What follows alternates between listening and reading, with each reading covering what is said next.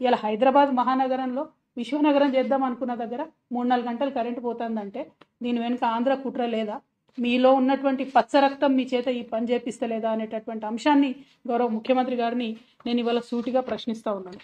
సరే, ఇవి ప్రభుత్వ సంస్థలు. ఇక ఇంకా కామెడీ ఏంటంటే ఇప్పుడు ఉన్నటువంటి గౌరవ ముఖ్యమంత్రి గారే అసలు అడ్వైజర్లే ఉండొద్దు అని కోర్టుకు పోయి కేసులు వేసిండ్రు.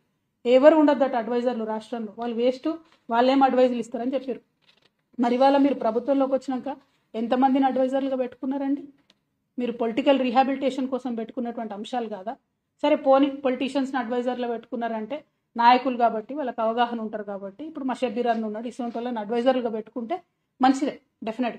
కానీ అసెంబ్లీలో, తెలంగాణ అసెంబ్లీలో ఆయన ఆంధ్ర ఆయననే అంటారు, మరి ఈయన ఎవరో నాకు తెలియదు, ప్రసన్న కుమార్ గారు, ఈయన అసలు ఎక్కడ కూడా ప్రభుత్వంలో పనిచేయలే, జీవిత పర్యంతం ఢిల్లీలో ఎవరో జడ్జి గారి దగ్గర పనిచేసిండట.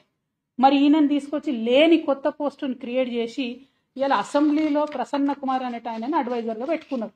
మరి ఈయన ఏం అడ్వైజులు ఇస్తాడు, దేనికోసం అడ్వైజ్ ఇస్తాడు? లేని కొత్త పోస్ట్ ఎందుకు క్రియేట్ చేసిరు మీరు? ప్రజాధనాన్ని ఎవరి కోసం వినియోగం చేస్తున్నారు మీరు?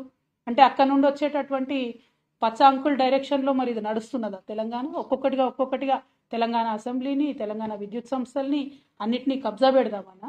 పెట్టడం ద్వారా నష్టం ఎవరికి జరుగుతుంది?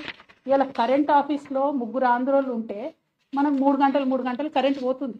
రేపు అసెంబ్లీలో ఆంధ్ర అడ్వైజర్లు ఉంటే మరి ఏం జరుగుతుంది? దయచేసి తెలంగాణ ప్రజలు ఒకసారి ఆలోచించండి.